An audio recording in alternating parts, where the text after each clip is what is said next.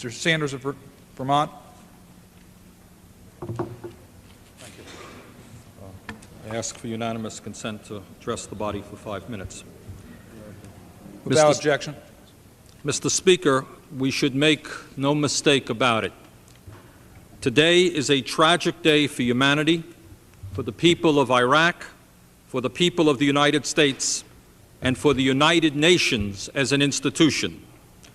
It is also a tragic day for the future of our planet and for the children, 30,000 of whom in the Third World will starve to death today while we spend billions to wage this war, and 25% of whom live in poverty in our own country because we apparently lack the funds to provide them a minimal standard of living. Mr. Speaker, despite the fact that virtually the entire world has been united against Saddam Hussein, a two-bit vicious dictator who illegally and brutally invaded Kuwait, the President concluded that there was no way of resolving this conflict and achieving our goals other than waging a massive war, perhaps unprecedented in the history of the world in terms of the death and destruction wrought in its first day as a result of our aerial attacks. I disagree with that assessment. Mr. Speaker, there are three immediate concerns that I have regarding the current tragedy.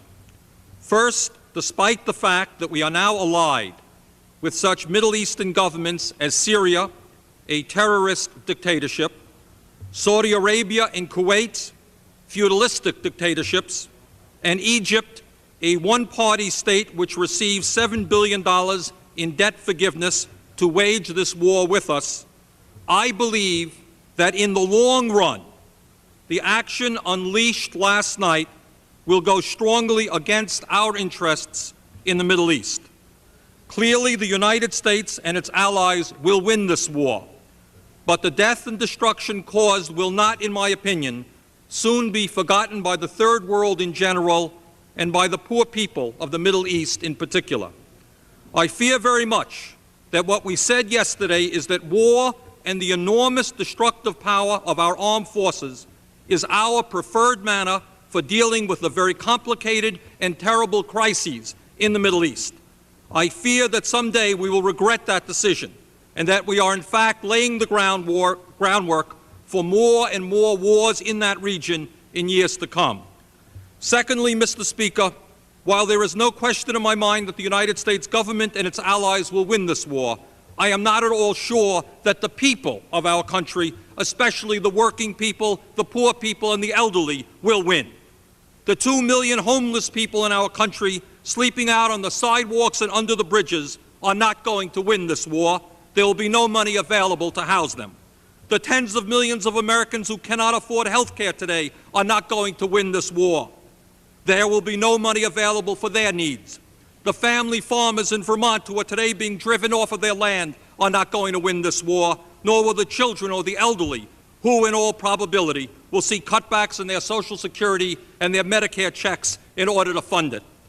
Mr. Speaker, it is incumbent upon us to do everything in our power, now that the war has started, to prevent unnecessary bloodshed and to support our troops in the most basic way, by bringing them home alive and well.